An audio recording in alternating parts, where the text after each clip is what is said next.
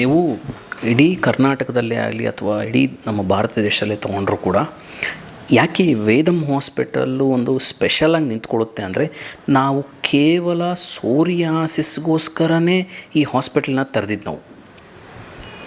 ನಮ್ಮಲ್ಲಿ more than 1,00,000 patient ಮೇಲೆ ಬಂದು ಹೋಗಿದ್ದಾರೆ ಸೋರಿಯಾಸಿಸ್. ಯಾವುದಾದರೂ ಒಂದು ಹಾಸ್ಪಿಟಲು ಸೋರಿಯಾಸಿಸ್ಗೋಸ್ಕರನೇ ಒಂದು ಒಂದು ಒಂದು ಒಂದು ಇದೆ ಅಂದರೆ ಅದು ವೇದಂ ಹಾಸ್ಪಿಟಲ್ ಅಂತಲೇ ಹೇಳ್ಬೋದು. ಅದರಲ್ಲಿ ನಾವು ಸ್ಪೆಷಲಾಗಿ ನಿಂತ್ಕೊತೀವಿ. ಯಾಕಂದರೆ ನಮ್ಮ ಅನುಭವ, ನಮ್ಮ ಒಂದು ಒಂದು ಒಂದು ಒಂದು ಎಕ್ಸ್ಪರ್ಟಿ ಸೋರಿಯಾಸಿಸಲ್ಲಿ ಇರೋದರಿಂದ ಇದು ಅತಿ ಹೆಚ್ಚು ಹೆಸರುವಾಸಿಯಾಗಿ, ವೇದಂ ಅಂದರೆ ಒಂದು ಸೋರಿಯಾಸಿಸ್ಗೆ ಅನ್ನುವಷ್ಟು ಹೆಸರುವಾಸಿಯಾಗಿದೆ. ಎರಡನೇದಾಗಿ ಇದು ಒಂದು ಟಫ್ ಡಿಸೀಸ್, ಒಂದು ಕಠಿಣವಾದಂತಹ ಕೆಟ್ಟ ಒಂದು ರೋಗ ಅಂತ ನಿಮ್ಗೆ ಆವಾಗಲೇ ಹೇಳಿದೆ. ಈ